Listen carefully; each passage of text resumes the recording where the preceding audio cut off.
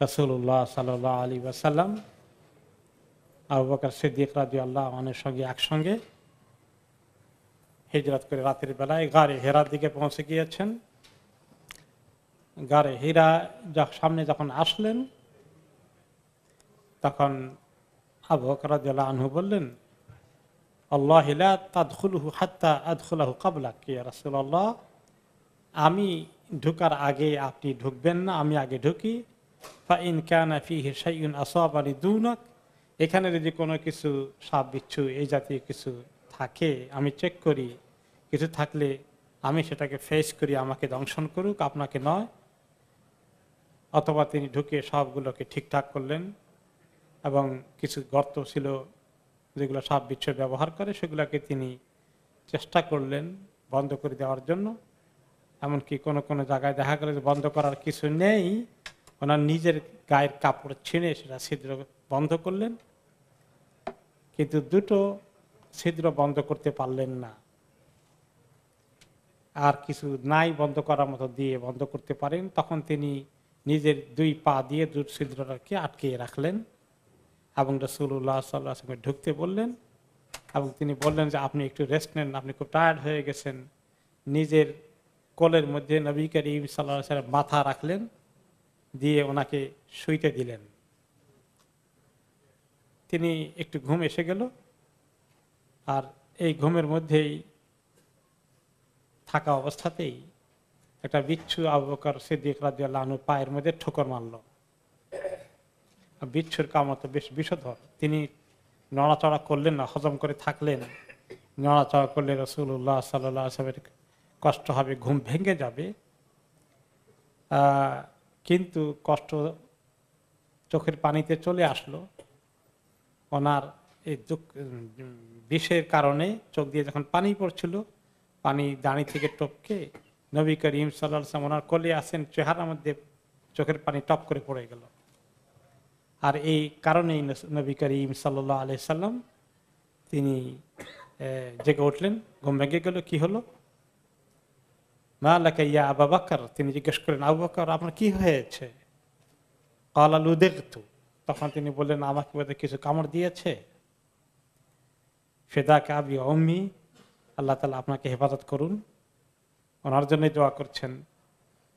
ফাতাফালা রাসূলুল্লাহ সাল্লাল্লাহু আলাইহি ওয়াসাল্লাম ফাযাহাবা মা ইয়াজিদু, নবী করিম সাল্লাল্লাহু আলাইহি ওয়াসাল্লাম ওনার দংশনের জায়গায় একটু থুতু নিক্ষেপ করলেন, আল্লাহর কাছে দোয়া করলেন এবং আল্লাহ তাআলা ওনার বিষের এই কষ্ট দূর করে দিলেন।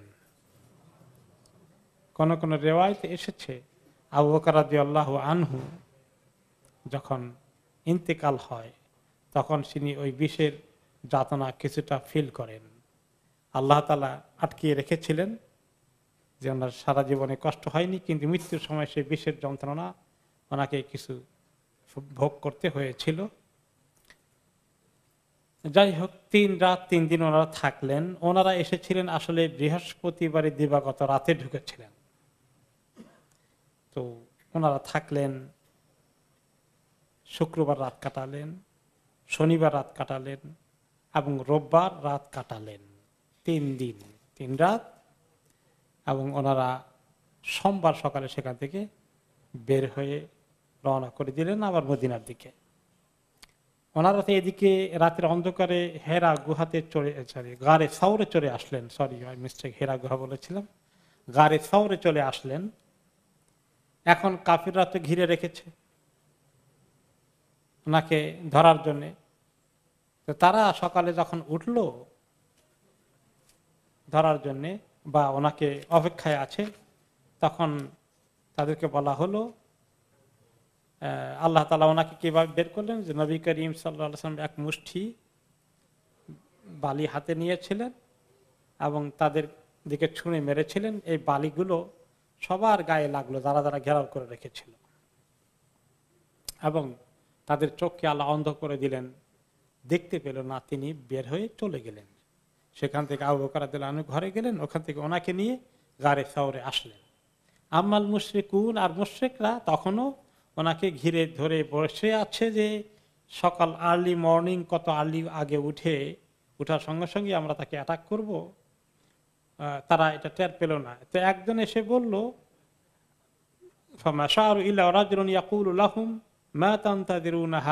তোমরা এখানে কিসের অপেক্ষা করছ, কি জন্য ঘেরাও করে রেখেছ?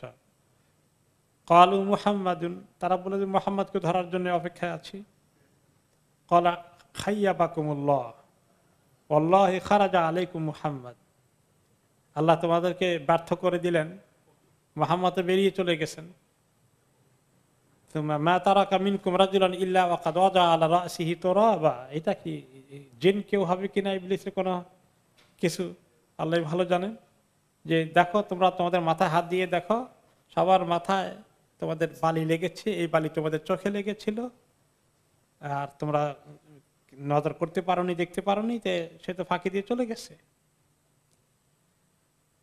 ইল্লা ওয়াকাদ ওয়াজা আলা রাসিহি তুরাবান ওয়ানতালাকা লিশানি আফামা তারাউনা মা বিকুম, সবাই তার কথা শুনে মাথায় হাত দিল।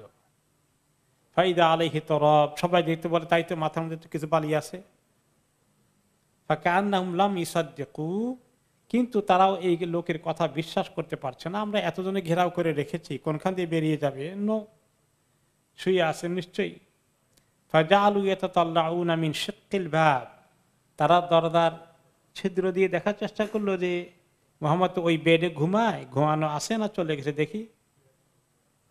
ফাকান্নাহুম ওকে আল্লাহ ইন্নালা হাদা মুহাম্মাদুন নাইমান আলাইহি বুরদুহু, দেখে বললো যে না, ও তো মোহাম্মদ যে চাদর গায়ে দেয়, নীল সবুজ মখমলের চাদর, ওইটা তো সবুজ চাদর, ওইটা গায়ে দিয়ে তো শুয়ে আছে সে।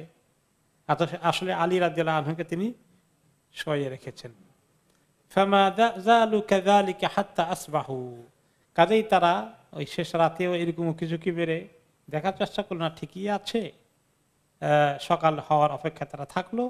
সকাল হওয়ার পরে তখন তারা যখন একটু আলো একটু খোলাসা হয়েছে, একটু উজ্জ্বল হয়েছে, ফাদাখালু আলাইহি, তারা ঢুকে পড়লো সবাই, কয়েকজন তরবারি হাতে নিয়ে রুমের মধ্যে ঢুকে পড়ে বেডকে ঘেরাও করে ফেললো। কাশাফুল বরদ, গায়ের যে আচ্ছাদন, যে চাদর মোড়া দিয়ে শোয়ার কথা, ওটা উঠে ফেললো। ফাইদা বিহি আলিয়ুন, তখন দেখলো যে না, এই তো আলী শুয়ে আছে। ক্বালু ওয়াল্লাহি লাকাদ কানা সাদাকানা আল্লাযী কানা হাদাসানা, কে কোন লোক এসেছে বলছিল যে মুহাম্মদ চলে গেছে, ঠিকই তো বলেছে দেখা যায়। তারা জিজ্ঞেস করলো আলীকে যে আইনা সাহিবুকা, কই তোমার সঙ্গী কই, আমরা তাকে খুঁজছি, তিনি কই। ওকে, তখন তারা দেখলো যে না, আলী রাদিয়াল্লাহু আনহু বলে যে আমি তো জানি না কোথায় গিয়েছেন। তখন তারা আলী রাদিয়াল্লাহু আনহুকে প্রথমে তারা কি করলো, ওনাকে মারধর করলো। আলী রাদিয়াল্লাহু আনহুকে এমনি ছেড়ে দিল না। ওয়া সাহাবুহু ইলাল কাবা, ওনাকে টেনে হেঁচড়ে কাবার পাশে নিয়ে আসলো। ওয়া হাবাসুহু সাআতান আলাইহিম আল্লাহুম ইয়াগফিরুনা বিখাবরিহিমা, ওনাকে কিছুক্ষণ টর্চার করে ওনার থেকে খবরটা বের করা যায় কিনা যে উনি কোথায় গেলেন, কি করলেন।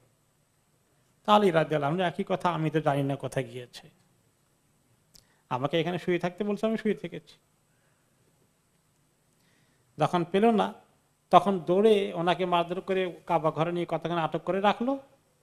এরপরে তারা চলে গেল আবু বকর রাদিয়াল্লাহু আনহুর বাড়িতে। তারা জানে যে এই লোক হলো তার সবচেয়ে ঘনিষ্ঠ সাথী, কোনোদিকে গেলে নিশ্চয়ই তাকে নিয়ে যাবে। ওইখানে তাদের দরজা তখন গেল, দরজা নক করলো, করার পরে আসমা বিনতে আবি বকর রাদিয়াল্লাহু আনহা তিনি বেরিয়ে আসলেন। মা আয়েশা রাদিয়াল্লাহু আনহার বড় বোন আসমা, তিনি এসে বললেন তাদেরকে যে কি চাও। তারা বলল আইনা আবুক, তোমার বাবা কই? ক্বালাত লা আদরি আল্লাহ আইনা আবি, আমি আল্লাহর কসম জানি না আমার আব্বা কোথায় গিয়েছেন। কিন্তু এই কথায় আবু জাহেল ক্ষান্ত না হয়ে সে তার হাত উঠালো আঘাত করার জন্য, থাপ্পড় দেওয়ার জন্য। আয়েশা আসমা রাদিয়াল্লাহু আনহাকে তার গালে এত জোরে থাপ্পড় দিল যে তার হাতের লেগে কানের এখানে কিছু দুল জাতীয় বা কিছু একটা কানের মধ্যে দেওয়া ছিল, তার হাতের থাবায় ওই কানের অলঙ্কারটাও পড়ে গেল। এবং আসমা রাদিয়াল্লাহু আনহা বলেন যে কানা ফাহিশান খাবিসান, এই খবিসটি এত মারাত্মক যে আমি একজন মেয়ে মানুষের গালে সে থাপ্পড় এত জোরে মারলো, আমার কান থেকে ছিঁড়ে পড়ে গেল আমার কানের যে অলংকার ছিল। এরপরে তারা এখন চিন্তা করলো কি করতে হবে। তারা আবার মিটিং এ বসলো, বড় বড় লিডাররা মিটিং এ বসে সিদ্ধান্ত করলো যে এখন মুহাম্মদ সাল্লাল্লাহু আলাইহি ওয়াসাল্লাম তো চলে গেল, তাকে কি করতে পারি, কিভাবে ধরতে পারি। প্রথমে তারা বলল যে চতুর্দিকে চৌকি বসাও, রাস্তার মুখে মুখে লোকজন পাঠিয়ে দাও, নিজেদের যারা যারা ভলান্টিয়ার আসে। এছাড়া তারা ঘোষণা করলো বিশাল অঙ্কের অ্যামাউন্ট, 100 উট পুরস্কার দেয়া হবে যে ব্যক্তি এই দুইজন মুহাম্মদ এবং আবু বকরকে জিন্দা অথবা মৃত ধরে নিয়ে আসতে পারে। লাশ আনুক আর জিন্দা আনুক, তার জন্য 100 পুরস্কার। এখন এই খবরে চতুর্দিক থেকে লোকজন এখন খোঁজাখুঁজি করছে। পরের দিন সকাল থেকে খোঁজাখুঁজির মধ্যে নেমে গেছে। ওনারা 3 জন তো এখন 2 জন তো এই গারে শহরে আছেন, এখানেও তারা উঠতে উঠতে এসে গেল। যদিও তাদের পায়ের চিহ্নগুলোকে মোছার জন্য চেষ্টা করা হয়েছে, যে যাতে করে তারা পায়ের চিহ্ন ধরে ধরে খুঁজে না বার করে, তারপরেও তারা সেখানেও চলে এসেছে। ওই সময় আবু বকর রাদিয়াল্লাহু আনহু দেখতে পাচ্ছেন গুহার ছিদ্র দিয়ে যে তাদের পা গুলো দেখা যায়। তারা যদি এখন নিচের দিকে মাথা নামিয়ে এরকম গুহার মুখে মাথা ঢুকিয়ে দিয়ে দেখতে চেষ্টা করে, তাহলে তারা দেখে ফেলবে। তখন আবু বকর রাদিয়াল্লাহু তাআলা আনহু খুবই ঘাবড়িয়ে গেলেন। তিনি নবী করিম সাল্লাল্লাহু আলাইহি সাল্লামকে বললেন, ইয়া নবী আল্লাহ, লাউ আন্না বাদাহুম তা'তা বাসারাহু রাআনা, তাদের কেউ যদি এখন তাদের মাথাটাকে একটু নিচু করে ফেলে, তাহলে তারা আমাদেরকে এক্ষুনি দেখে ফেলবে, আমরা তো ধরা পড়ে গেলাম। কিন্তু আল্লাহ তাআলা নবী সাল্লাল্লাহু আলাইহি ওয়াসাল্লাম ওনাকে বললেন, ইয়া আবু বকর মা যান্নুকা বিইসনাইনি আল্লাহু সালিসুহুমা, তোমার কি ধারণা, তুমি কি মনে করো যে আমরা কি শুধু 2 জন একা? আমাদের সঙ্গে তৃতীয় জন আছে, তার কথা ভুলে গিয়েছ? তিনি কে? আল্লাহ তাআলা। ওই কথা অন্য সময় আল্লাহ তাআলা কোরআনে পাকে নাজিল করেছেন। সূরা আত-তাওবার 40 নম্বর আয়াতে এসেছে, বা আউযু বিল্লাহি মিনাশ শাইতানির রাজীম, ইল্লা তানসুরুহু ফাকাদ নাসারাহুল্লাহু ইয আখরাজাহু الذين كفروا ثاني اثنين إذ هما في الغار إذ يقول لصاحبه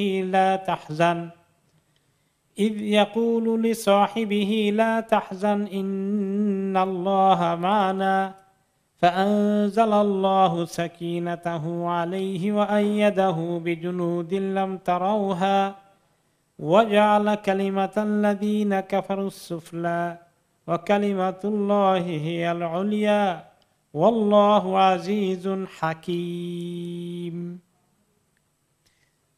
আল্লাহ তাআলা মুসলমানদেরকে লক্ষ্য করে বললেন, পরবর্তী সময়ে মদিনা নাযিল করেছিলেন এই কাহিনীকে উল্লেখ করে, তোমরা যদি তার নবীকে সাহায্য না করো, মুসলিমদের মধ্যে দুর্বল যারা ছিল তাদেরকে লক্ষ্য করে, তাহলে আল্লাহ তাআলা তাকে অনেক সাহায্য করেছেন।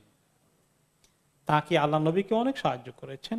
যখন কাফেরগণ তাদেরকে বের করে দিয়েছিল, অর্থাৎ মক্কা থেকে ওনারা হিজরত করতে বাধ্য হলেন, এই 2 জন যখন গারে সাউর গুহার মধ্যে ছিলেন, আর যখন তার সাথী তাকে বলছে, অর্থাৎ আবু বকর রাদিয়াল্লাহু আনহু মুহাম্মদ সাল্লাল্লাহু আলাইহি ওয়াসাল্লামকে বলছেন, বা ঘাবড়িয়ে গেলেন যখন তিনি, তখন আল্লাহ তাআলার পক্ষ থেকে রাসূলুল্লাহ সাল্লাল্লাহু আলাইহি ওয়াসাল্লাম তার সাথী আবু বকরকে বললেন, লা তাহজান, আপনি দুশ্চিন্তাগ্রস্ত হবেন না, ইন্নাল্লাহা মা'ানা, নিশ্চয়ই আল্লাহ আমাদের সাথে আছেন। সেটাই হচ্ছে সালিসু সালাসা। ফাআনজালাল্লাহু সাকিনাতাহু আলাইহি, অতঃপর আল্লাহ তাআলা তার উপরে প্রশান্তি নাযিল করে দিলেন আবু বকর রাদিয়াল্লাহু আনহু উপরে। তিনি আল্লাহ নবীর কথা শুনে শান্তি এসে গেল। দিলের যে কষ্ট ছিল, দুশ্চিন্তায় পেয়ে বসেছিল, খুব প্যানিক অ্যাটাক হয়ে যাওয়ার অবস্থা, যে আল্লাহ নবীতে এখনই ধরা পড়ে যাবেন। আল্লাহ তাআলা ওনাকে শান্তি দিলেন, উনি থামলেন। ও আইয়াদাহু বিজুনুদিল্লাম তারাউহা, আর এমন বাহিনী দিয়ে আল্লাহ তাআলা সাহায্য করলেন যা তোমরা দেখোনি। ওয়াজা আলা কালিমাতাল্লাযিনা কাফারুস সুফলা, আর যারা কুফরি করেছে তাদের কথাকে আল্লাহ তাআলা নিচে নামিয়ে দিলেন। ও কালিমাতুল্লাহি আল উলিয়া, আল্লাহর বাণী, আল্লাহর কথাই সবসময় উঁচু থাকবে। আল্লাহু আজিজুন হাকিম, আল্লাহ মহাশক্তিশালী এবং তিনি অনেক জ্ঞানী বিচক্ষণ, যা কিছু তিনি করতে চান তিনি করতে সক্ষম। আল্লাহ তাআলা ওনাকে কিছু বাহিনী দিয়ে সাহায্য করলেন। কোন কোন রেওয়ায়েতে এসেছে তখন গুহার মুখে মাকড়সার জাল বিছানো হয়ে গেল, মাকড়সা জাল বিছানো, স্পাইডার নেট। তখন কাফেররা ওদিকে আর মাথা নিচু করে দেখলো না, এই জন্যে যদি এই গুহার মধ্যে কোনো মানুষ পালানোর জন্য লুকায় তাহলে তো এরকম মাকড়সার জাল থাকার কথা না, কাজে ওখানে আর মাথা নিচু করে দেখার কোনো দরকার নাই। তো এই গুহার মুখের মধ্যে আল্লাহর যে বাহিনী পাঠিয়ে দিলেন সেই বাহিনীর সদস্য কে ছিল? মাকড়সা। বেজনু দিলাম তারাও, এমন বাহিনী এমন সৈন্য আল্লাহর কাছে আসে যা তোমরা দেখতেই পারো না। অবশ্য এখানে এই খাতা নয়, বদরের যুদ্ধের কথা আছে যেখানে আল্লাহ তাআলা ফেরেশতা দিয়ে সাহায্য করেছেন, ইত্যাদি সবকিছুই আল্লাহর বাহিনীর কথা আছে। তো এভাবে ওনারা থাকলেন। তারপরে যেটা হলো নবী করিম সাল্লাল্লাহু আলাইহি সাল্লাম এখন 3 দিন 3 রাত পরে সেখান থেকে বের হওয়ার জন্য ওনারা আগেই প্ল্যান করেছিলেন। ওনারা যে যাকে আব্দুল্লাহ ইবনে আল উরাইকিত, আব্দুল্লাহ ইবনে উরাইকিতকে ঠিক করেছিলেন, ভাড়া করেছিলেন, সে কিন্তু কাফের, কিন্তু সে এক্সপার্ট, কিন্তু বিশ্বস্ত। তার সঙ্গে চুক্তি করলেন যে তুমি 3 দিন পরে গারে সাউরের সামনে 2টো উট নিয়ে, ওই উট দুটো নিয়ে দাঁড়িয়ে যাবে বা তার কাছে আসবে, আমরা সেখান থেকে রওনা করব। ঠিক 3 দিন পরে সে পৌঁছে গেল উট নিয়ে, এবং নবী করিম সাল্লাল্লাহু আলাইহি সাল্লাম এবং আবু বকর রাদিয়াল্লাহু আনহু বেরিয়ে আসলেন। আর এটা ছিল সোমবার অর্থাৎ রোববার দিবাগত রাতের শেষ রাতে, সোমবারে আর্লি মর্নিং, ওকে ওকে, বা সোমবারে রাতে, সোমবারের রাতেই আসলে তখন ওনারা বের হলেন। ওকে, মদিনার দিকে রওনা হয়ে গেছেন। মদিনার দিকে যখন রওনা হয়ে গেলেন তখন ওনারা 4 জন সঙ্গী হলেন, অলটুগেদার 4 জন। একজন আবু বকর রাদিয়াল্লাহু আনহু, আরেকজন রাসূলুল্লাহ সাল্লাল্লাহু আলাইহি ওয়াসাল্লাম তো আছেনই, তাদের সঙ্গে ওনাদের আবু বকর রাদিয়াল্লাহু আনহুর বিশ্বস্ত কৃতদাস আমির ইবনে ফুহাইরা তিনিও ছিলেন রাদিয়াল্লাহু আনহু, তিনি ঈমান এনেছেন, সাহাবী। এরপরে আরেকজন ছিল আব্দুল্লাহ ইবনে উরাইকিত, ওনাদের পথের যিনি গাইড। এই 4 জন রওনা করে দিয়েছেন। ওকে, ওনারা গেলেন যে এমন একটি রাস্তা ধরে যে রাস্তাটা আসলে মক্কার থেকে মদিনা যাওয়ার রাস্তা নয়। মক্কা থেকে বেরিয়ে ইয়ামানের দিকে রওনা করে দিলেন, উল্টা দিকে। তারপরে ঘুরে আবার বহুদিন যাওয়ার পরে উত্তর দিকে এসে সাগরে, লোহিত সাগরের পাড়ে দিয়ে মদিনার দিকে আসলেন। সাধারণত মক্কা থেকে মদিনা যাওয়ার পথে এই রাস্তায় লোকেরা এইভাবে কোনোদিন যাওয়ার কথা চিন্তা করে না। তাদের দৃষ্টি আকর্ষণের জন্য, থেকে এড়ানোর জন্য ওনারা এই কাজটা করলেন। যাই হোক, কিছুদূর যাওয়ার পরে নবী করিম সাল্লাল্লাহু আলাইহি ওয়াসাল্লাম এবং আবু বকর রাদিয়াল্লাহু আনহু, ওনারা 4 জন একসঙ্গে যাচ্ছেন। পথের মধ্যে কিছু ঘটনা ঘটলো।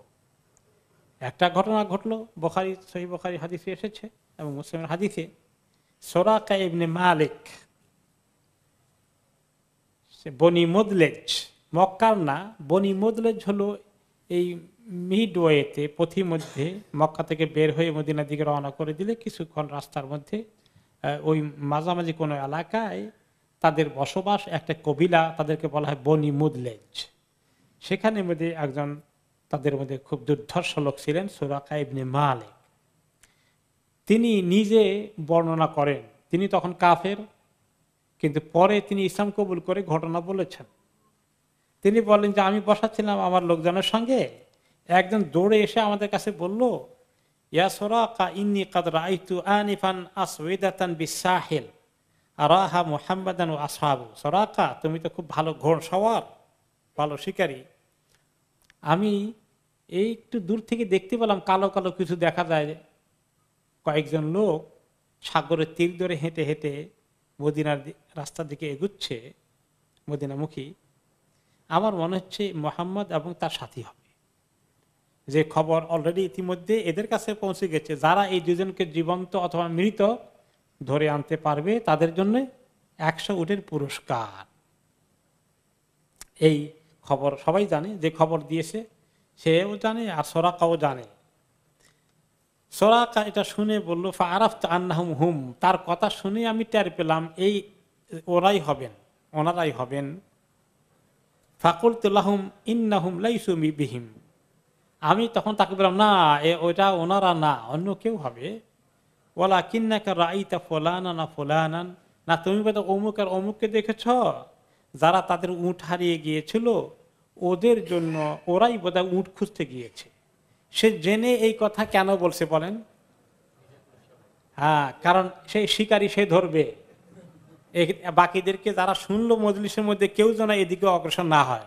না না না না, ওরা না, ওই যে আমাদের দুইজন আছে না ওই পাশের গ্রামের, তাদের উট হারিয়ে গেছে, ওরা উট খোঁজার জন্য ওদিকে গিয়েছে, তুমি ঠিক মতো ধরতে পারোনি। তো লোকটা বলে, না আল্লাহ, মনে হয় তাই, তুমি বোধহয় ঠিকই বলেছ। তো সোরাকা বলে, অতবার আমি চট করে ঘরে গেলাম, আমার বাঁদিকে বললাম যে আমার তাজি ঘোড়াটা রেডি করে ফেলো, জলদি করে, আমি এক্ষুনি বেরিয়ে যাব। আমার বর্ষা নিয়ে, তরবারি নিয়ে আমি বেরিয়ে গেলাম ওনাদেরকে ধরার জন্যে। আমি যখন ওনাদের কাছাকাছি পৌঁছে গিয়েছি,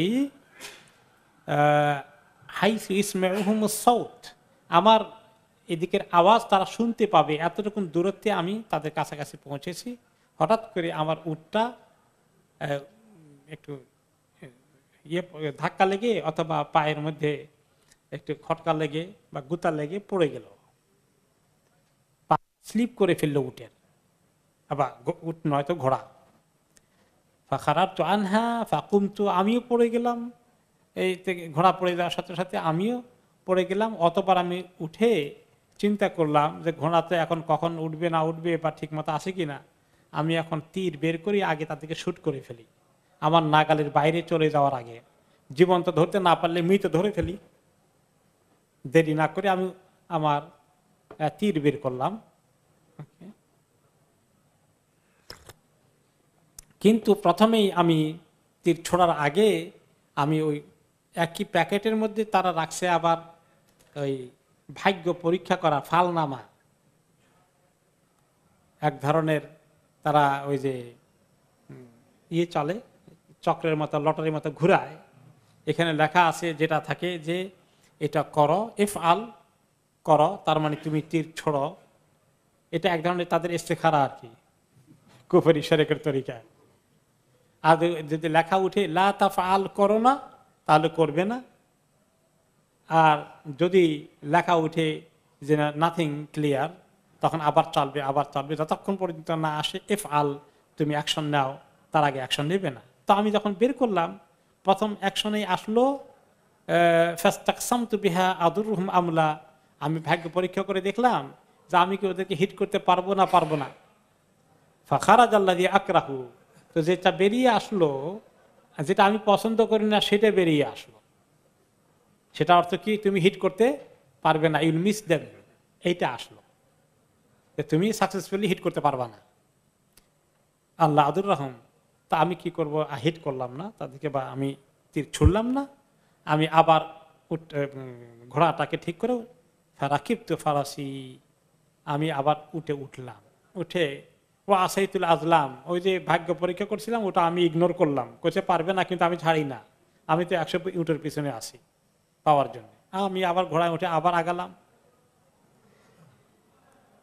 ওকে, তারপরে আগাতে গিয়ে তার ঘোড়াটা আছে তাজি ঘোড়া, কাছাকাছি, আবার কাছাকাছি এসে গেলাম, আবার আমার ঘোড়া পা ফসকে পড়ে গেল, আমিও পড়ে গেলাম, আবার উঠলাম। এইভাবে করে কাছাকাছি আসতে আসতে আমি পিছন দিক থেকে শুনতে পাচ্ছি যে রাসূলুল্লাহ সাল্লাল্লাহু আলাইহি ওয়াসাল্লাম কোরআন তেলাওয়াত করতে করতে যাচ্ছেন। তিনি কিছুই তাকাচ্ছেন না, পিছনে একবারও তাকালেন না। তিনি জানেন যে আমি পিছনে আছি, এরকম ওনারা টের পেয়েছেন। কিন্তু আবু বকর রাদিয়াল্লাহু আনহু বারে বারে তাকাচ্ছেন, আসলো কিনা, কাছাকাছি আসলো কিনা। ক্বালা আবু বকর ইয়া রাসূলুল্লাহ হাযা তালাবু ক্বাদ লাহিকানা, ইয়া রাসূলুল্লাহ, এতে দুষ্টটা তো আবার এখন কাছে এসে গেছে, খুব কাছাকাছি চলে এসেছে। ফাকালা সাল্লাল্লাহু আলাইহি ওয়াসাল্লাম লা তাহজান ইন্নাল্লাহা মা'ানা, তুমি দুশ্চিন্তাগ্রস্ত হইও না, আল্লাহ আমাদের পাশে আছেন।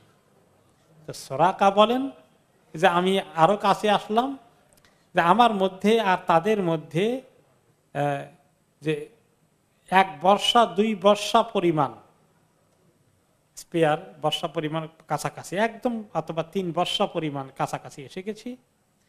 তখন আবু বকর রাদিয়াল্লাহু তাআলা আবার বললেন, ইয়া রাসূলুল্লাহ হাযা তালাবু ক্বাদ লাহিকানা, তো এসেই গেছে আমাদেরকে ধরার জন্য।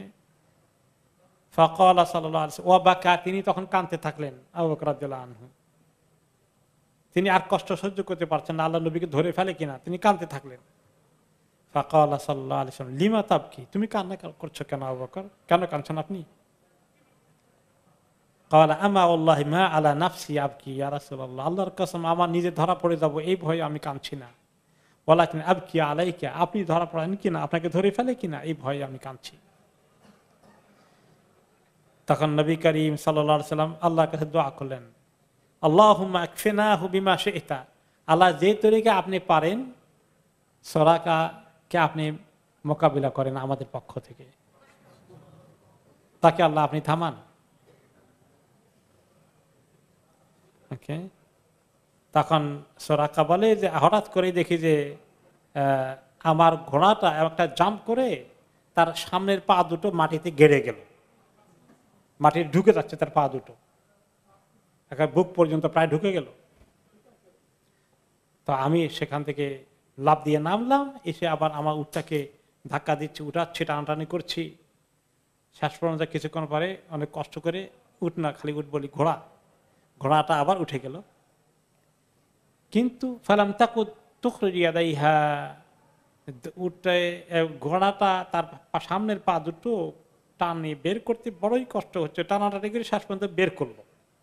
ফাল্লাম ইস্তাওয়াত কাইমাতান, যখন ওখান থেকে সরে এসে ঘোড়াটা দাঁড়ালো,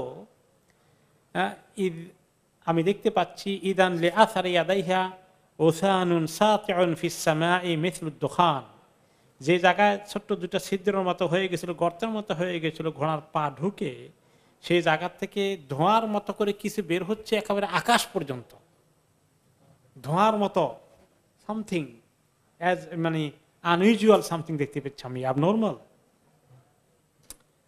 তো সুরাকা বলে ফাস্তাকসামতু বিল আজলাম, যে এবারে আমি ফাইনালি আমার আবার ভাগ্য পরীক্ষার জন্য বের করলাম আমার যন্ত্র ছুড়লাম, ঘুরালাম। ফাখারাজ আল্লাযী আকরাহু, এত কাছে এসে গেছি, এবারে আমি তাদেরকে ধরতে পারবো কিনা, ভাগ্য পরীক্ষা করে দেখি হিট করতে পারবো কিনা, শুট করতে পারবো কিনা। দেখলাম যে এবার ভাগ্য বলে পারবা না, এবারও আমাকে মানে ভাগ্যের ভালো কোনো রেজাল্ট আসছে না। ফানাদাইতুহুম বিল আমান, এখন আমি আমার ভিতরে একটা চেঞ্জ আসলো, আমি চিৎকার করে তাদেরকে বললাম, শোনো আমি তোমাদের ক্ষতি করব না, তোমাদের সঙ্গে কথা বলতে চাই। এই কথা শুনে তারা বিশ্বাস করলেন, ওনারা থামলেন। তো আমি ঘোড়াটাকে নিয়ে একটু এগিয়ে ওনাদেরকে ধরে ফেললাম, কাছে গেলাম, পৌঁছে গেলাম। আর আমি আসলে ইতিমধ্যেই যখন আমার ঘোড়ার এই কয়েকবার এরকম পা ফসকে গেল, আটকে গেল, তখন আমি চিন্তা করলাম, আমার দিলে কথা ঢুকে গেছে যে ইনি রাসূলুল্লাহ হবেন ঠিকই, এবং তার বিষয়টাকে কেউ ঠেকাতে পারবে না, আল্লাহ তাআলা তাকে কামিয়াব করবেনই। আমার ভিতরে অলরেডি সেই ক্রিয়া শুরু হয়ে গেছে। তো আমি এসে ওনাকে বললাম, নবী করিম সাল্লাল্লাহু আলাইহি ওয়াসাল্লাম লক্ষ্য করে, ইন্না কওমাকা কাদ জাআলু ফীকা দিয়া, আপনি তো জানেন যে আপনাকে ধরার জন্য 100 উটের পুরস্কার ঘোষণা করা হয়েছে। তারপরে আমি বললাম যে এই জন্য তো আমি আসছিলাম, শুধু আমি একলা না, কিন্তু বহু বাহিনী ছুটাছুটি করছে, যে যেখানে আছে কারা এরকম খবর নিয়ে পৌঁছাতে পারে, ধরতে পারে, সবাই কিন্তু আছে। আমি তোমাদের ক্ষতি করব না, আমি বুঝে ফেলেছি, আমি ক্ষান্ত হয়ে গেলাম, কিন্তু আমার মনে হয় you have to be careful, আরো লোকজন আসবে খবর পেয়ে ধরার জন্যে। আমি ওনাদেরকে কিছু অফার করলাম যে আমার কাছে খাবার টাবার কিছু আছে, কিছু দেবে টেবে কিছু। ওনারা বলে যে না, ঠিক আছে, লাগবে না, তুমি চলে যাও, আমরা ওকে আছি। বলে যে আমাদেরকে কিছু খাবার টাবার দেওয়া লাগবে না, তোমার খাবার তোমার কাছে থাকুক, শুধুমাত্র তুমি যদি পারো আমাদের খবর বাকি লোকদেরকে বলার দরকার নাই আমরা কোথায় আছি, কোন দিকে যাচ্ছি। কারোর সঙ্গে দেখা হলে শুধু আমাদের খবরটা গোপন রেখো, দ্যাটস অল, তুমি চলে যাও। ওকে। তখন সরাকা বলেন যে আমি ওনাকে বললাম যে আমাকে একটা নিরাপত্তার চিঠি দিয়ে দেন, ইন কেস যদি কোনো সময় আপনার লোকজন বা আপনারা আমাকে উল্টা অ্যাটাক না করেন বা কেউ, তো আমি আপনাকে তাড়া করতে এসেছিলাম, এটা কেউ যদি আবার মনে রাখে সুযোগ মতো আপনার অনুসারী কেউ আমাকে মারতে চায়, তাহলে একটা চিঠি লিখে দেন যে আপনারা আমাকে নিরাপত্তা দিচ্ছেন। একটা চিরকুট লিখে দিলেন, আমের ইবনে ফুহাইরা লিখতে পারতেন, ওনাকে দিয়ে লিখে দিলেন। ওকে। অথবা রাসূলুল্লাহ সাল্লাল্লাহু আলাইহি ওয়াসাল্লাম মদিনার দিকে চলে গেলেন। এখন কিছুক্ষণ আসার পরে সোরাকা দেখে যে কিছুক্ষণ পরে এক দল খুঁজতে খুঁজতে আসে, এই দেখেছো নাকি মুহাম্মদকে, কোন দিকে গেছে দেখছো? এখন বারে বারে তাকে জিজ্ঞাসা করছে, বিভিন্ন গ্রুপ ছুটাছুটি চলছে জোরে সোরে। তখন সে বলে ফালা ইয়ালকা আহাদান ইল্লা রাদ্দাহু ক্বালা ওয়া ওয়াফা লানা। ওকে। যে কেউ জিজ্ঞাসা করলে বলে না না, আমি ওদিক থেকে তো আসলাম, ওদিকে তো মুহাম্মাদের কিচ্ছু নাই, ওখানে তার কিছু নাই, এদিকে নাই, সে অন্য কোন দিকে আছে দেখো। তো সে কিছুক্ষণ আগে ওনাকে ধরার ফোন দিতে আসে, এখন ওনাকে বাঁচানোর জন্য এখন আল্লাহ তাকে কাজে লাগালেন। ওয়ালিল্লাহি জুনুদুস সামাওয়াতি ওয়াল আরদ, আল্লাহর জন্য যে আসমান জমিনের কত বাহিনী আছে, এই সরাকাকে আল্লাহ তাআলা এখন কাজে লাগালেন। ওকে। এরপরে আবু বকর সিদ্দিক রাদিয়াল্লাহু আনহু বলেন যে আমরা হাঁটতে থাকলাম, তারপরে কন্টিনিউ করলাম জার্নি মদিনার দিকে। এর তাহালনা মিন মাক্কা ফাআহইয়াইনা আও সারাইনা লাইলাতানা ওয়া ইয়াওমানা হাত্তা আযহারনা। এই যে রওনা করে গিয়েছি গারে সাউর থেকে, আমরা একদিন এক রাত ক্রমাগত হেঁটেছি, থামি নাই, উইদাউট রেস্ট। একদিন হাঁটলাম, সকালে আর্লি মর্নিং বের হয়ে সারাদিন সারা রাত হাঁটলাম, কারণ রেস্ট নিতে গেলেই তো যদি আমাদের দেরি হয়ে যায় ওদের বিভিন্ন দলের মুখে পড়ে যাব। আমরা ক্রমান্বয়ে হাঁটছি, মানে চলে যাচ্ছি, উট দিয়ে পার হয়ে যাচ্ছি। উট দিয়ে যাইতে তো সময় লাগে, আর ঘোড়াওয়ালারা তো দ্রুত চলে আসে ধরার জন্য। এই জন্য ওনারা থামেন নাই যে তাদের নাগালের বাইরে যত তাড়াতাড়ি যেতে পারি। একদিন এক রাত, পরের দিন দুপুর বেলা আমরা থামার চেষ্টা করলাম যে কোনো এক জায়গায় কিভাবে রেস্ট নেওয়া যায়। এখন তো প্রচন্ড ক্লান্ত হয়ে গেছি, আমি চিন্তা করছি রাসূলুল্লাহ সাল্লাল্লাহু আলাইহি ওয়াসাল্লামের কি অবস্থা, কত কষ্ট ওনার হচ্ছে, খুঁজছি কোনো জায়গায় ছায়া পাওয়া যায় কিনা। কিন্তু মরুভূমিতে কি সহজে ছায়া পাওয়া যাবে?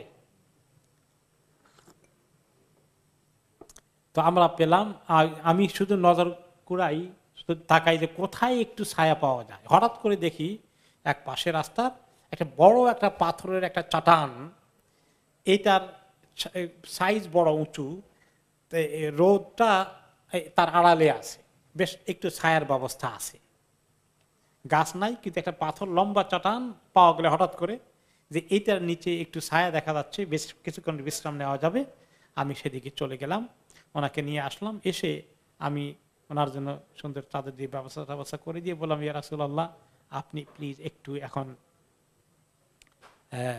বিশ্রাম নেন, আপনি একটু ঘুমান, আমি পাহারা দিচ্ছি। উনি নিজের ঘুমের কথা চিন্তা করছেন না, আবু বকর রাদিয়াল্লাহু আনহু। আমি পাহারা দিচ্ছি যে কিছু কোনো দিক থেকে দুশমন আসে কিনা, বা কোনো দিক থেকে কোনো ধরনের বা খাবার জাতীয় কিছু পাওয়া যায় কিনা, পানিটা নিয়ে শেষে আসছে। আরব দেশের লোকেরা একটু দুধ খেতেন, ওনারা ছাগলের পাল থাকে, উটের পাল থাকলে দুধ পাওয়া যায় কিনা কিছু, কারণ মেষ চড়াতে রাখালরা এখানে সেখানে যাওয়া আসা করে, এরকম কিছু পাই কিনা দেখি। তো কিছুক্ষণ পরেই দেখি যে একটা কৃতদাস কোন মনিবের কিছু ছাগলের পাল নিয়ে এসেছে। তখন আমি তাকে জিজ্ঞেস করলাম, লেমান আনতা ইয়া গোলাম, ছাগলের পালের যে রাখাল, তোমার মালিক? সে বলল যে কোরাইশদের, মক্কার কোরাইশের একজন নাম বলল, আমি তাকে চিনতে পারলাম। তো আমি জিজ্ঞেস করলাম যে তোমার পালের মধ্যে ছাগল, এমন কোন ছাগল আছে যেটা দুধ দোহালে দুধ পাওয়া যাবে? করা না সে বলল যে হ্যাঁ আছে। বলতে ফাহাল আনতা হালিবুন লানা, তুমি কি একটু দুধ দোহাতে পারবা? কলা না, আমি পারবো, দুধ দোহাই দিতে পারবো। তো কার ছাগল এটা জিজ্ঞেস করলেন, এটা আগে চেক করলেন। এখান থেকেই অনুমান করা যায় যে আবু বকর রাদিয়াল্লাহু আনহু এমন এক ব্যক্তির মালিকের নাম পেলেন যার ছাগলের দুধ তিনি খেয়েছেন, মালিক জানলে মালিক কোনো আপত্তি করবে না। আপনি যদি আপনার পরিচিত কোনো বন্ধুর বাগানে বা বাড়িতে বা কোনো জায়গা সে নাই, আপনার খাবারের দরকার হয়ে গেছে, গাছে ফল আছে অথবা তার কিছু খাবার জাতীয় আছে, আপনি যদি এইটা জানেন যে আমার বন্ধু যদি জানে তার এখান থেকে তার অনুমতি ছাড়া আমি খেয়েছি, সে মোটেই মাইন্ড করবে না, বরঞ্চ খুশি হবে, এটা খাওয়া জায়েজ আছে, এটা খাওয়া জায়েজ আছে আপনি ঠেকলে। কিন্তু অন্য লোক যে মালিককে আপনি চিনেন না বা সে আপনাকে অ্যালাউ করবেন না, তারটা খাওয়া জায়েজ নাই। তা আবু বকর রাদিয়াল্লাহু আনহু এখানে আকল খরচ করে দেখলেন যে কে মালিক, ওই মালিক, সে আমার কথা শুনে কখনো মাইন্ড করবে না। তারপরে বললেন যে ঠিক আছে, তুমি দুধ দোহাই দাও। তিনি দুধ দোহাই দিলেন। এরপরে দুধ দোহাতে যখন গেল, তিনি বললেন যে দুধ যে দোহাবা, আমার কাছে অত্যন্ত সম্মানিত মেহমান আছে, তুমি প্রথমে এই ছাগলটা তো এখানে চলাফেরা করছে, এটাকে ওর দুধের ওলান বলা হয় যেটা, সেটাকে একটু ক্লিন করো, ধুলাবালি যেন না থাকে, একটু ক্লিন করে ফেলো। কারণ মরুভূমিতে চড়াচড়ি করেছে, বালি লেগে গেছে বাটের মধ্যে, নিপলের মধ্যে, ক্লিন করে ফেলো। এরপরে তুমি নিজের হাতগুলোকে ক্লিন করে ফেলো। এরপরে তিনি বললেন যে ভালো একটা বাটিতে করে, সুন্দর একটা পরিষ্কার বাটিতে করে দুধ ধোয়াই নিয়ে আসো। তো নবী করিম সাল্লাল্লাহু আলাইহি ওয়াসাল্লাম আবার ওই বাটি নয়, ওনার নিজেকে পান করানোর জন্য আলাদা আরেকটি চামড়ার মানে জগের পরিবর্তে চামড়ার মস্ক ব্যবহার করতো, ওইরকম একটা নিয়ে আসছেন। ওইটার মধ্যে ঢুকিয়ে ঠান্ডা পানি মিক্স করে ওনাকে একটু খাওয়ালেন।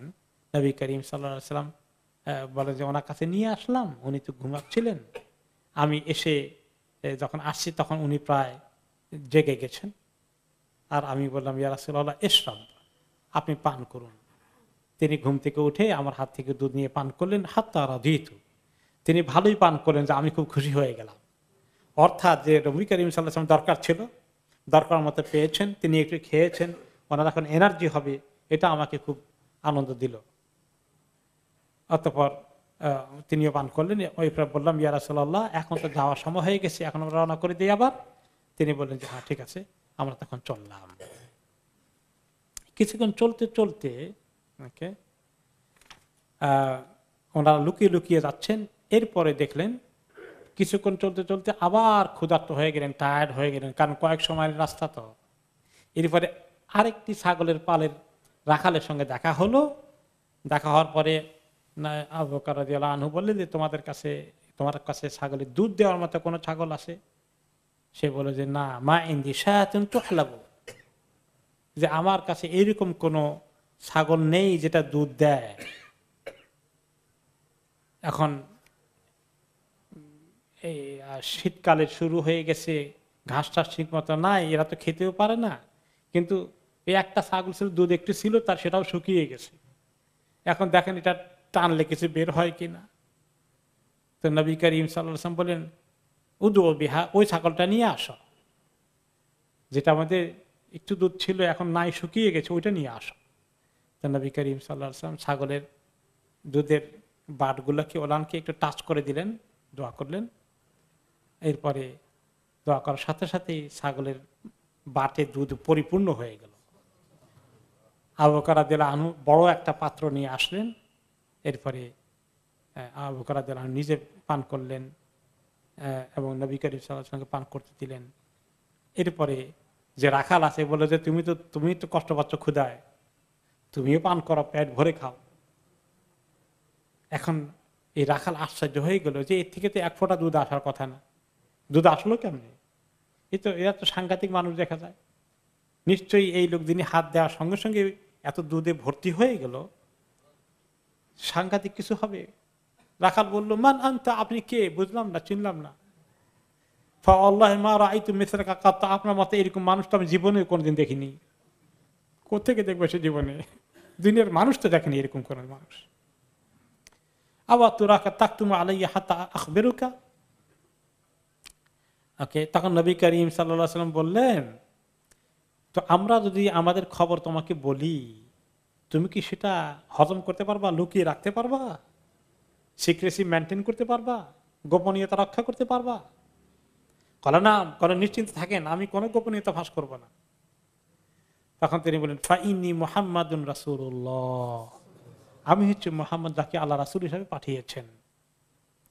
তখন রাখাল বললেন, আনতাল্লাযী তাজআমু কুরাইশুন আন্নাহু সাবি, ও আপনার ব্যাপারে কুরাইশরা বলে যে আপনি ধর্মত্যাগী, বাপ দাদা ধর্ম ছেড়ে দিয়েছেন, আপনি নাকি সেই লোক? ফাকালা সাল্লাল্লাহু আলাইহি ওয়াসাল্লাম, ইন্নাহুম লা ইয়াকুলুনা যালিকা, হ্যাঁ তারা আমার ব্যাপারে এরকমই বলে। তখন রাখাল বললেন, আশহাদু ইন্নাকা নবী, আমি সাক্ষী দিচ্ছি যে আপনি সত্যি আল্লাহর নবী। ওয়া আশহাদু আন্না মা জিতা বিহি হাক্কুন, আপনি যা নিয়ে এসেছেন, যে কথা বলছেন সেটা সব হক কথা, আমি বুঝতে পেরেছি, আমি ঈমান আনলাম। ওয়া ইন্নাহু লা ইয়াফআলু মা ফাআলতা ইল্লা নাবিয়্যুন ওয়া আনা মুত্তাবিউকা, আপনি যে কাজ করেছেন কোন নবী ছাড়া এইরকম কাজ কারো দ্বারা হতে পারে না। তো নবী করিম সাল্লাল্লাহু আলাইহি ওয়াসাল্লাম তখন বললেন যে আমি ইল্লা নাবিয়্যুন ওয়া আনা মুত্তাবিউকা, আমি আপনার অনুসারী হয়ে গেলাম, আপনার উম্মত হয়ে গেলাম। ফাকালা সাল্লাল্লাহু আলাইহি ওয়াসাল্লাম, ইন্নাকা লা তাসতাতিউ যালিকা ইয়াওমাকা ফাইদা বালাগাকা আন্নী ক্বাদ যাহারতু ফাতিনা। এখন আমাকে অনুসারী বলতে বলছে যে আমি আপনাকে জয়েন করে ফেলি, আমি আর ওদিকে না গিয়ে আমিও আপনার সঙ্গে হিজরত করা শুরু করে দেই। তিনি বললেন যে রাখো, তুমি এই মুহূর্তে এখন এটা পারবে না, লুকিয়ে রাখো তোমার ভিতরে, এটাকে সময় আসবে যখন তোমাকে আল্লাহ সময় সুযোগ দিবেন যে আমাকে আল্লাহ মদিনায় সুযোগ সুবিধা করে দিয়েছেন, সবকিছু সেটেল হয়ে গেছি, তখন তুমি সুযোগ মতো হিজরত করে চলে এসো। তাহলে তিনি ইসলাম কবুল করে ফেললেন। এরপরে আরো কিছু ঘটনা সেখানে ঘটলো, সেটা আসলো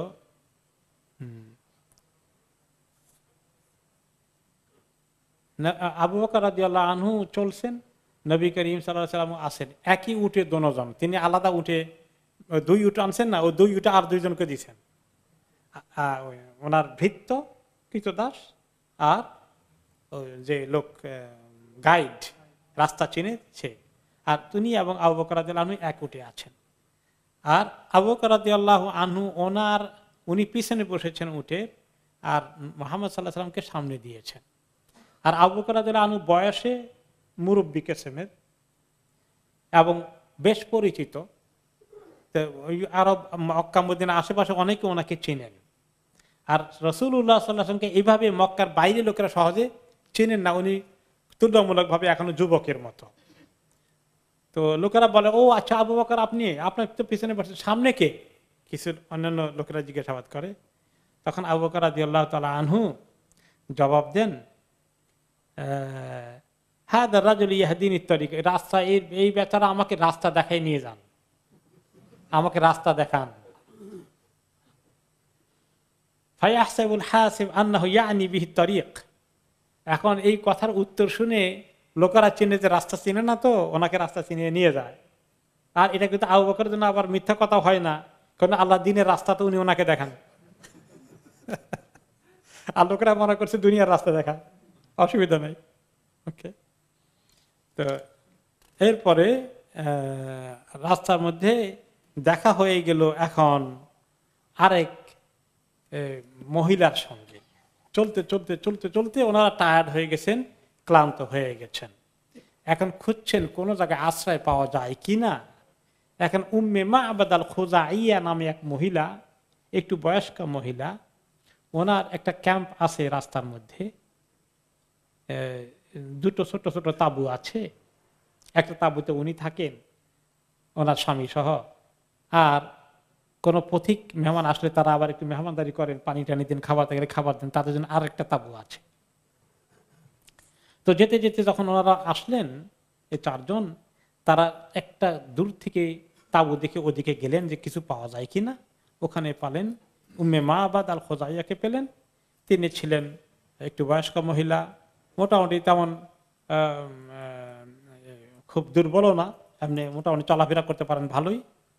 তিনি অপেক্ষা থাকেন কোনো মুসাফির গেলে তাদেরকে খেদমত করবেন। ওনাকে গিয়ে ওনারা জিজ্ঞাসা করলেন, তোমাদের কাছে খরিদ করার মতো ছাগল টাগল এরকম গোস্ত টোস্ত কিছু আছে, আমরা কিনে নিব। কারণ আবু বকর রাদিয়াল্লাহু আনহু কিন্তু ভালো পয়সা নিয়ে গেছেন। উনি ব্যবসায়ী ছিলেন, কয়েকটা দোকান বিক্রি করে টোরে হিউজ অ্যামাউন্ট অফ মানি তিনি জোগাড় করে নিয়ে আসছেন। যখন তিনি হিজরত করে চলে আসছেন, তো খবর হয়ে গেছে, তো পরের দিনই ওনার বাবা আবু কুহাফা ওই বাড়িতে থাকেন না, আর আলাদা বাড়িতে থাকেন। আবু কুহাফা তখনও কাফের, কিন্তু জানেন ছেলে যে মুহাম্মদ সাল্লাল্লাহু আলাইহি ওয়াসাল্লামের অনুসারী, তার জন্য একদম নিবেদিত প্রাণ, এগুলো জানেন। মাঝে মধ্যে ছেলেকে বুঝাইতেন। ওই যে আমরা শুনছি না যে অনেক দাসকে আজাদ করে দিয়েছেন মুসলমানদেরকে, বেলাল রাদিয়াল্লাহু আনহু ইত্যাদিকে। তো বাবা বলে যে বাবা তুমি তো দাস আজাদ করো, তো এরকম গরিব টরিব একেবারে কালো কাফরিগুলো যেগুলো দাম কম, যেগুলো শক্তি নাই, এগুলো আজাদ করো কেন? যদি তুমি দাস মুক্ত করবে তাহলে শক্তিশালী মুক্ত করো, তাহলে তোমার এক সময় কোন দরকার হলে তাদেরকে ডাক দিলে কাজে লাগবে, দুশমনের মোকাবিলা করবে। তো তিনি বেশি বাধাও দেন না, আবার ছেলের কল্যাণও চান। হঠাৎ করে খবর পেলেন তিনি, মক্কায় খবর হয়ে গেছে তার ছেলে তো চলে গেছে মুহাম্মদ সাল্লাল্লাহু আলাইহি ওয়াসাল্লামের সাথে, ফ্যামিলি তো নিতে পারে নাই, ফ্যামিলি রয়ে গেছে মক্কা। তো নাতি নাতিনকে দেখতে আসেন, এসে আসমা রাদিয়াল্লাহু আনহা, আয়েশা রাদিয়াল্লাহু আনহা ঘরে আছেন। বললেন আসমাকে যে তোমার বাবা চলে গেছে, টাকা পয়সা সব নিয়ে চলে গেছে। আসলে তো প্রায় সবই নিয়ে গেছে। আল্লাহর হয়তো আকল করে খুব সামনে রেখেই বাচ্চা কাচ্চার জন্য আল্লাহর হয়তো আকল করে সবই নিয়ে গেছে। এখন আসমা রাদিয়াল্লাহু আনহা বুদ্ধিমান, মা আয়েশা তো ছোট, আসমা ওনার বড় বোন অনেক বুদ্ধিমান। উনি বলেন না, অনেক টাকা পয়সা রেখে গেছে, কোথায় টাকা রাখছে, কেমন রাখছে, আসলে ঠিক কিনা। তো আসমা চিন্তা করলেন, এখন যদি এই খবর দিয়ে দেই তাহলে উনি আবার ওনার কাছে কাফেররা জানে, তাহলে বলবে যে আবু বকর তো বহু টাকা নিয়ে গেছে, তাহলে ধরার জন্য আরো জান দেবে, টাকা এগুলো পাওয়া যাবে। তো এখন বলেছে না অনেক টাকা রেখে গেছে, না সত্যি বলো, কয় আপনি দেখবেন। তো যেই জায়গার মধ্যে ঘরের পিলারে এক জায়গায় গর্ত করে ওখানে কিছু স্বর্ণের, তখন তো নোট ছিল না, কয়েন মানে স্বর্ণ মুদ্রা রৌপ্য মুদ্রা এগুলা থাকে, ওখানে রাখে। তো লোক তো অন্ধ, তো আসমা রাদিয়াল্লাহু আনহা কি করছে, কতগুলো গোল গোল পাথরের মতো ওখানে ঢুকাই বেশি করে কয় আপনি আসেন দাদা দেখবেন, এইদিকে আসেন। তো কয়েনের উপরে বা ওই পাথরগুলোর উপরে কত একটা কাপড় ঢেকে দিয়ে কাপড়ের ভিতরে উপরে যে হাত দিয়ে দেখেন, এই যে অনেক ঝরঝর করে, হাত দিয়ে ও না আমার ছেলে তো কিছু রাখি গেছে তোমার জন্য, যাক ভালোই গেছে, তোমাদের সময় দিনকাল যাবে। আবু বকর রাদিয়াল্লাহু আনহু কিন্তু আসলে টাকা প্রায় সব নিয়ে গেছে। তো বললেন যে উম্মে মাআবাদকে, তোমার কাছে টাকা পয়সা আছে আমাদের কাছে, তুমি একটু গোশত বিক্রি করতে পারবা, অথবা ছাগল বিক্রি করতে পারবা জবাই করে দিয়ে, অথবা তোমার কাছে যদি কোনো খেজুর টেজুর থাকে, আমাদের একটু খাবারের দরকার, যা নিয়ে গেছিলেন মক্কা থেকে এগুলো শেষ হয়ে গেছে। এখন এখন সেই বেচারি বলল যে আমাদের তো আসলে আপনারা জানেন এখন অভাবের সিজন চলছে, কিচ্ছু নাই এখন, না কোনো গোশত আছে বিক্রি করার মতো, না কোনো খেজুর আছে। আমরা তো মেহমানদেরকে প্রতিদিকে চেষ্টা করি কিছু খাওয়াইতে, কিন্তু this time is very bad. আমাদের ছাগলগুলো চড়াইতে নিয়ে গেছে, ওগুলো দুধ নাই, আর ঘরের কোনায় একটা ছাগল পড়ে আছে, ছোট ছাগি, যেটা এত দুর্বল এটা যেতে পারে না বাকি ছাগলের পালের সাথে, এই একলা এখানে পড়ে আছে, এখনো জিন্দা আছে আর কি। তো তিনি নবী করিম সাল্লাল্লাহু আলাইহি ওয়াসাল্লাম ছাগলটাকে দেখলেন, বললেন মা হাদিহি শাতু ইয়া উম্মে মাআবাদ, এই ছাগলটার সমাচার কি, এটা যায় নাই? বলে যে ক্বালাত শাতুন খাল্লাফাহাল জাহদু আনিল গানাম, এই বেচারি ওইগুলোর সঙ্গে হেঁটে যাওয়ার মতো শক্তি তার নাই, সেইখানেই কোন রকমে আছে। তখন তিনি বলেন হাল বিহা মিন লাবান, যে তা এই ছাগল থেকে দুধ পাওয়া যাবে না? নবী করিম সাল্লাল্লাহু আলাইহি ওয়াসাল্লাম জিজ্ঞেস করলেন, ক্বালাত হিয়া আজহাদু মিন যালিকা, আল্লাহ দুধ দেবে কোত্থেকে ছাগল, তার নিজে জানিয়ে তো টানাটানি। তখন তিনি বলেন আতাদানিনি লি আন আহলিবাহা, তুমি আমাকে পারমিশন দিলে আমি এইটাকে দুধ দোহাই, ইনশাআল্লাহ দুধ বের করার চেষ্টা করব। ক্বালাত ইন রাআইতা বিহা হালাবান ফাহলিবা, আল্লাহ যদি পারেন তো করেন, কোনো আপত্তি নাই।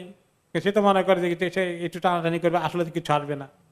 ওকে, তখন নবী করিম সাল্লাল্লাহু আলাইহি সাল্লাম বিসমিল্লাহ পড়ে ওলানটাকে এমনি করে মুছে দিলেন, দিয়ে আল্লাহর নাম ওয়াসাম্মাল্লাহু তাআলা বিসমিল্লাহ পড়লেন, ওয়াদাআল্লাহা ফি শাতিহা, এবং মহিলাকে জন্য দোয়া করলেন তার ছাগলের জন্য আল্লাহ বরকত দান করেন।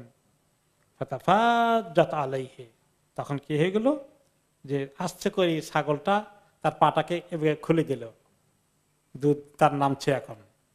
ওকে, ওয়াদাররাত ফাজতাররাত, এবং তার দুধের ওলানটা ফুলে গেল, বাটগুলো মোটা হয়ে গেল এবং দুধে এখন টপ টপ করছে।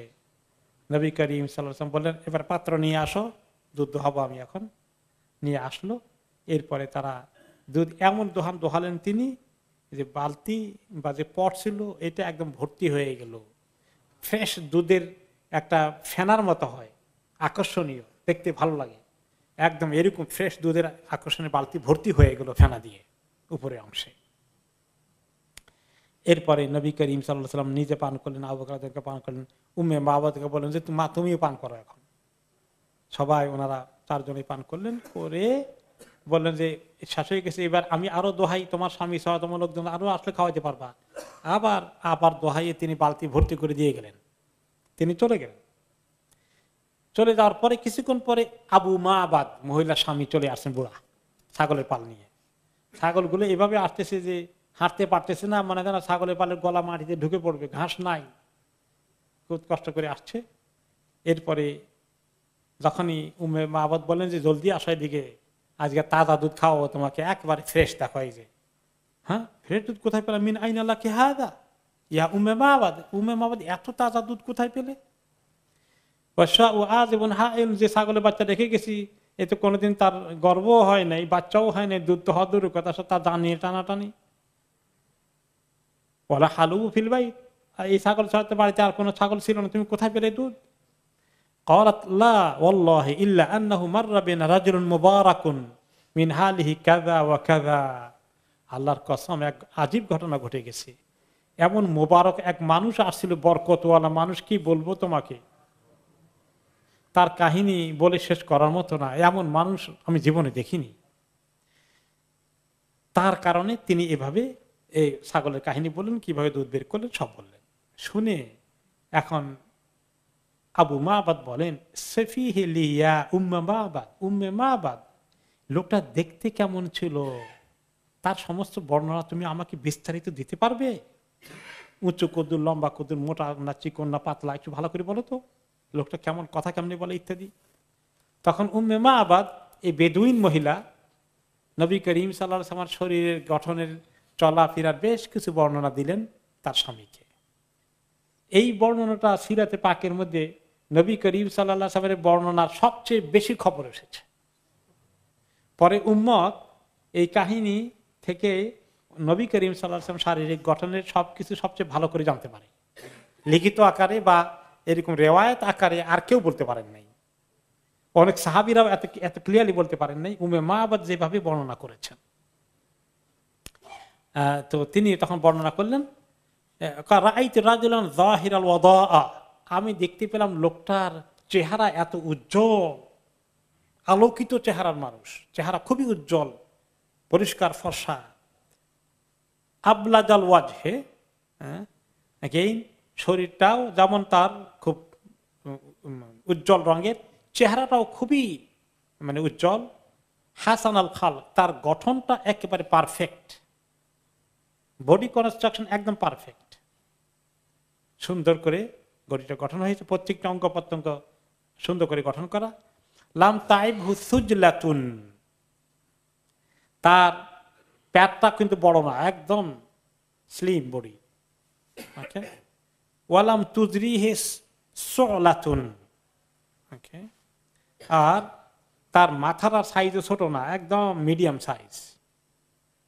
ওয়াসিমুন কাসিমুন, ওয়াসিম অর্থ হচ্ছে যে খুব সুন্দর গোলাকৃতি বা কাছাকাছি চেহারা, আর কাসিমুন হচ্ছে অ্যাগেইন খুব সুন্দর আকর্ষণীয় চেহারা।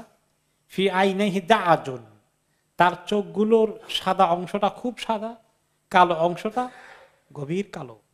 এই চোখের সাদাটা যদি বেশি সাদা থাকে, কালোটা যদি গভীর কালো থাকে, এই চোখটা কিন্তু খুব সুন্দর আকর্ষণীয় হয়। ওয়াফি আসফারিহি ওয়াতাফুন, ওকে, আর তার যে চোখের ভ্রুগুলো আছে এগুলো লম্বা লম্বা, এগুলো যদি একটু লম্বা হয় তাহলে কিন্তু চেহারাটা আকর্ষণীয় হয়। ওয়াফি সাউতিহি সাহালুন, আর তার গলার কথা বলার ভাষার মধ্যে, আওয়াজের মধ্যে বেশ মজবুত কণ্ঠে কথা বলেন, কথাটা দুর্বল না, বলিষ্ঠ কণ্ঠে তিনি কথা বলেন। ওয়াফি অনকিহি সাতাউন, ওকে, আর তার এই গলাটা একটু লম্বা, খুব লাগানো না, লম্বা গলাও মানুষের জন্য দেখতে শুনতে সুন্দর, শৌর্যবীর্যের লক্ষণ। ওয়াফি লিহিয়াতিহি কাসাসাতুন, আর তার দাড়ির মধ্যে আছে যে দাড়িটা মাঝারি সাইজের দাড়ি, একটু ঘন দাড়ি, একেবারে খুব, অনেকের লম্বা দাড়ি একেবারে নাভি পর্যন্ত চলে আসে, এত লম্বা গুলোও না, আবার একেবারে ছোট না, মোটামুটি চাপ দাড়ি, মুখ ভর্তি সুন্দর দাড়িগুলো। আকরানু, আকরান অর্থ হচ্ছে তার দুটো ভ্রু কাছাকাছি, মানে খুব তফাৎ না, একটু কাছাকাছি এসে গেলে এটা সুন্দর লাগে, দোনো চোখের ভ্রুটা কাছাকাছি। এরপরে হচ্ছে ইনসামাতাফা আলাইহিল ওয়াকার, তিনি যখন কথা বলেন না তখন বোঝা যায় যে লোকটি খুব গম্ভীরভাবে চিন্তা করছেন, তার ব্যক্তিত্ব ফুটে উঠে। তিনি পাতলা মানুষ না, বলে লোকটা খুব পাতলা না, তার অর্থে কি ভারী মানুষ, অর্থাৎ তিনি গাম্ভীর্যপূর্ণ ব্যক্তিত্ব। ওয়া ইন তাকাল্লামা সামাহু আলাহুল বাহা, আর যখন কথা বলেন এত সুন্দর করে কথা বলেন, কথার উচ্চারণ, শব্দভঙ্গি, উচ্চারণ ভঙ্গি, শব্দগুলো খুব সুন্দর। আজমালুন নাস, মানুষের মধ্যে এত সুন্দর মানুষ সহজে হয় না, দেখতে শুনতে সব দিক থেকে। ও আবহাহু মিন বাঈদ, দূর থেকে যেমন তাকে দেখলে সুন্দর লাগে। ও আহসানুহু আজমালু মিন কারিব, কাছে আসলেও সুন্দর লাগে। কাউকে দূর থেকে সুন্দর দেখা যায়, কাছে গেলে সুবিধা মনে হয় না, এরকম না। হলুউল মান্তিক, যখন কথা বলে তার কথা শুনতে খুব ভালো লাগে, কথা শুনতে মনে চায়। ফাসলান লা নাজার ওয়ালা হাদার, প্রত্যেকটি কথাকে পরিষ্কার করে ক্লিয়ার করে বলে, খুব দ্রুত কথা বলে না, শব্দ একটা আরেকটাকে খেয়ে ফেলে না। অথবা এত কম কথা বলেন না যে ক্লিয়ার হলো না, ক্লিয়ার করে বলেন। আবার এত বেশি কথা বলেন না যে আপনি বিরক্ত হবেন। কান্না মানতিকাহু খারাজাতু নাজমিন ইয়াতাহাদ্দারনা, তার কথাগুলো মনে হয় মুখ থেকে একটা একটা করে মণি মুক্তা ঝরে ঝরে পড়ছে। দেখছেন বেদুইন মহিলার ভাষা কিভাবে প্রেজেন্ট করছে। রাবাতুন, লোকটা সাইজের দিক থেকে খুব লম্বা না, আবার খুব বেটে না, মাঝারি, একটু লম্বাটে মাঝারি। লা তাসনাহু মিন তুল, খুব বেশি লম্বার কারণে মানুষের কেমন একটু দেখতে অকওয়ার্ড লাগে, এরকম নয়। ওয়ালা তাকতাহিমুহু আইনুন মিন কিসর, আর বেটে বললেও লোকেরা তাকে অবজ্ঞা করতে পারে না। গোসনুন বাইনা গোসনাইন ফাহুয়া আনদার, এই দুইটা লম্বা এবং বেটে ঠিক মাঝখানে তার অবস্থান। আনদারুস সালাসাতে মানদারান, আগেইন বারবারে বলছেন দেখতে শুনতে খুবই আকর্ষণীয় ব্যক্তিত্ব। ও আহসানুহুম কদরান, যে কোনো লোক তাকে সম্মানের সাথে দেখবে। লাহু রফাকাউন ইউহাফুনা বিহি, তার সঙ্গী সাথীগুলো তার জন্য পাগল, তার খেদমতে অস্থির, তাকে এত মহব্বত করে। ইন ক্বালা সামিউ লিকাউলি, তিনি কিছু বললে তারা সবাই মনোযোগ দিয়ে সে কথা শুনে এবং আমল করে ফেলে। ওয়া ইন আমারা তাবাদারু ইলা আমরিহি, যে কোনো হুকুম করলেই সবাই, এই তিনজন তো সাথে ছিল, সবাই অস্থির হয়ে যায় তার হুকুম কার্যকরী করার জন্য। মাহফুদুন মাহসুদুন, তিনি হচ্ছেন যাকে খেদমত করতে পেলে সবাই ধন্য হয়, আর তার পাশে সবাই জমায়েত হয়ে যায়, তিনি এমন চরিত্রের লোক। লা আবিসা ওয়ালা মুফান্নেদ, তিনি চেহারার মধ্যে কখনো বিরক্তি ফুটে ওঠে না, আর তিনি কখনো মুফান্নেদ নন, যে ব্যক্তি কথা বলতে গেলে কথা মুখে আটকে যায়, এরকম কিছু না। এই বিস্তারিত বর্ণনা শুনলেন উম্মে মাবাদের কাছ থেকে আবু মাবাদ। তার স্বামী শোনার পরে বললেন, হাদা ওয়াল্লাহি সাহিব কুরাইশ, আমার তো মনে হচ্ছে কুরাইশদের ওই লোক। আল্লাযী যুকিরা লানা মিন আমরিহি মা যুকির, তার ব্যাপারে আমাদেরকে যা ভয় দেখানো হয়েছে, যে ডেঞ্জারাস কথা বলা হয়েছে, যে জঘন্য ব্যক্তি, তার কথা কেউ শুনবা না, তার কাছে যাবা না, এভাবে যে তার কুরাইশে যে সমস্ত কথা বলেছে, আমার তো মনে উনি তো সেই লোক। কিন্তু তোমার থেকে শুনে আমি বুঝলাম কুরাইশরা এত ভালো মানুষটাকেই তারা শত্রুতার পথ বেছে নিয়েছে। ওয়ালাকাদ হামামতু আন আসহাবাহু, আমার মনে চায় আমি এখনই গিয়ে জয়েন করি, তার সাথী হয়ে যাই। ওয়ালা আফআলানা ইন ওয়াজাদতু ইলা যালিকা সাবিলা, তবে ইনশাআল্লাহ আল্লাহ আমাকে রাস্তা দিলে, সুযোগ হয়ে গেলে আমি এটা মিস করব না, এই লোকের সঙ্গী হওয়া আমি ছাড়বো না। পরবর্তী পর্যায়ে অবশ্য আল্লাহ তাআলা তাদেরকে তৌফিক দিয়েছেন, তারা মদিনায় গিয়েছেন, এনার হাতে ইসলাম কবুল করেছেন। কাহিনী হয়তো আসবে এক সময়। রাসূলুল্লাহ সাল্লাল্লাহু আলাইহি ওয়াসাল্লাম উম্মে মাবাদকে খুব সম্মান করেছেন,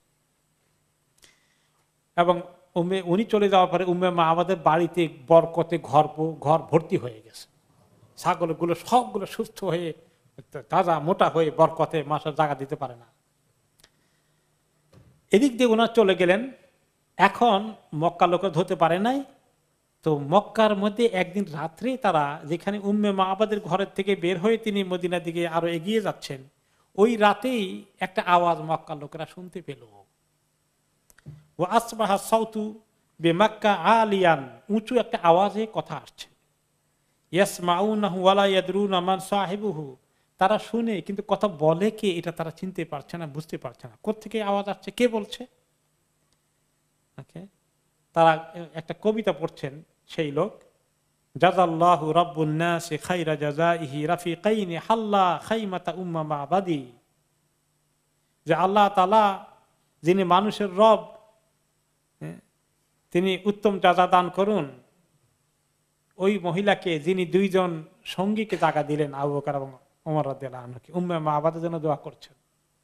এটা কোন মুসলিম জিন। হুমা নাযালা বিল গারি ওয়া তাহালা বিহি ফায়া সা'দামান আমসা রাফিকা মুহাম্মাদি, তারা এই গুহার মধ্যে ছিলেন কিছুদিন এবং সেখান থেকে তারা চলে গেলেন। তার সঙ্গে মুহাম্মাদের যে সঙ্গী হয়ে গিয়েছিল সেই লোকটা যে কতই না সৌভাগ্যবান, এই আওয়াজ শুনতে পাচ্ছে। এই আওয়াজ শুনতে পাচ্ছে মক্কার সবাই। আসমা রাদিয়াল্লাহু আনহা, আমি শুনতে পাচ্ছি যে উম্মে মাবাদের কথা আসলো, হয়তো তার পরিচয় আছে মক্কা থেকে মদিনা থেকে যখন লোকেরা যায়। ইতিমধ্যে কিন্তু ওনারা মক্কা ঘুরে পরে যখন মাঝ রাস্তায় গিয়েছেন তখন ওনারা অলরেডি মদিনার রাস্তায় উঠে গিয়েছেন, কারণ ঘোরার কাম শেষ, এখন মদিনার পথে আছেন।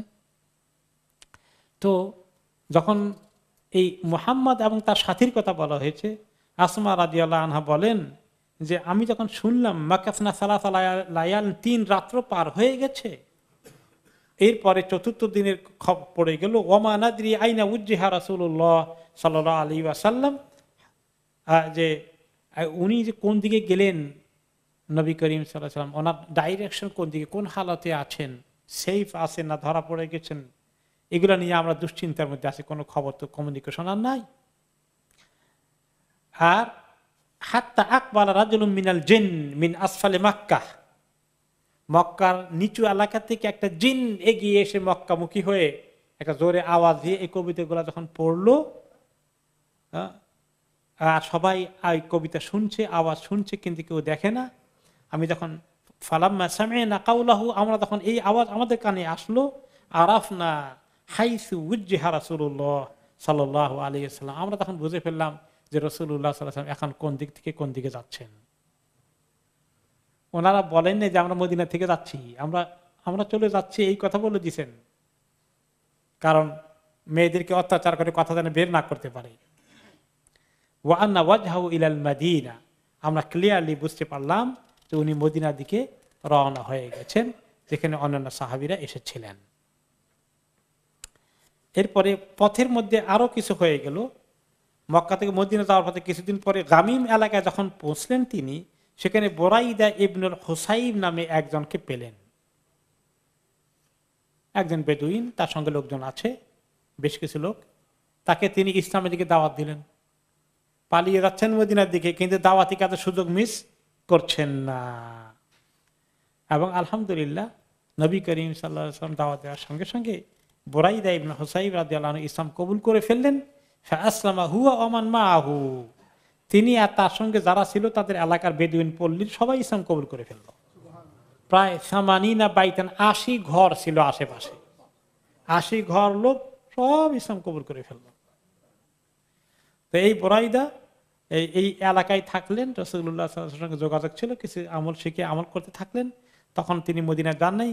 ওহদ যুদ্ধের পরে তিনি মদিনায় গিয়েছিলেন, নবী করিম সাল্লাল্লাহু আলাইহি ওয়াসাল্লামের সঙ্গে যোগ দিলেন মুহাজির হিসাবে, এবং পরে তিনি ওহদের পরে যোগ দিয়ে তিনি হুদায়বিয়ার যুদ্ধে, বাইয়াতে রিদওয়ান, এই সমস্ত সফরে তিনি নবী করিম সাল্লাল্লাহু আলাইহি ওয়াসাল্লাম সঙ্গ দিয়েছেন। এবং এই বুরাইদার ছেলে বলেন যে তার বাবা নবী করিম সাল্লাল্লাহু আলাইহি ওয়াসাল্লামের সঙ্গে প্রায় 16টি যুদ্ধে পরে অংশগ্রহণ করেছিলেন, 16টি যুদ্ধে। ওকে। এবং তিনি খাইবার যুদ্ধের সময় নবী করিম সাল্লাল্লাহু আলাইহি ওয়াসাল্লাম ওনার হাতে মুসলমানদের পতাকা তুলে দিয়েছিলেন যে আপনি এই পতাকা ধরে রাখবেন, ওনাকে সম্মানিত করেছেন। আরেকটি হাদিস এসেছে যে আমরা যখন খাইবারের যুদ্ধে ছিলাম তখন ওনার এই কথা সেখানে এসেছে। ওকে।